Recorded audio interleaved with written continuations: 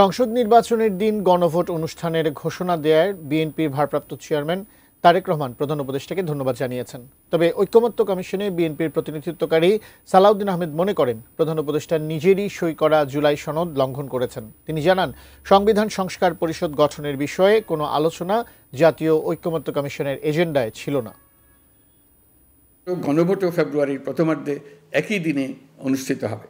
জাতির উদ্দেশ্যে প্রধান উপদেষ্টার ভাষণের পর বৃহস্পতিবার রাতে জাতীয় স্থায়ী কমিটির জরুরি সভা ডাকে বিএনপি।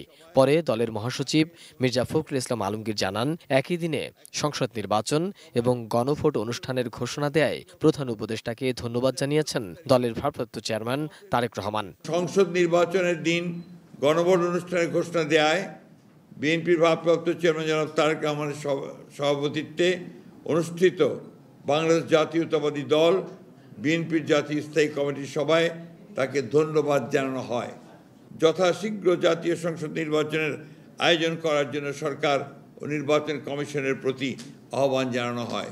তবে এর আগে বিকেলে প্রধান উপদেষ্টার ভাষণ পরবর্তী তাৎক্ষণিক প্রতিক্রিয়ায় বিএনপির স্থায়ী কমিটির সদস্য সালাউদ্দিন আহমেদ বলেন, গণভোটের দিন 4টি বিষয়ের উপর একটিমাত্র প্রশ্নের জবরদস্তিমূলকভাবে জনগণকে হ্যাঁ বা না বলতে বলা হচ্ছে।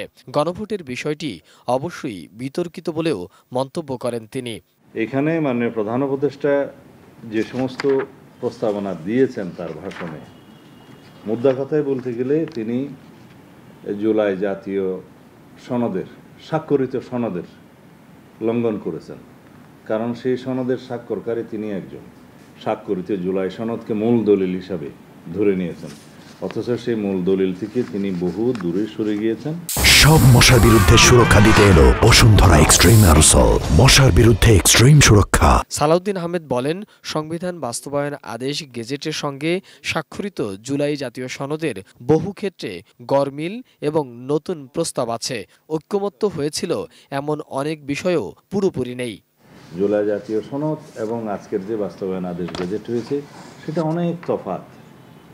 এখানে অনেকগুলো নতুন প্রস্তাব আছে, সনদে যেগুলো এগ্রিড হয়েছে সেগুলো পুরোপুরি নাই, সেভাবে নাই। তো সুতরাং কিসের উপরে গণভোটের প্রশ্ন হচ্ছে, সেই বিষয়টা অবশ্যই বিতর্কিত।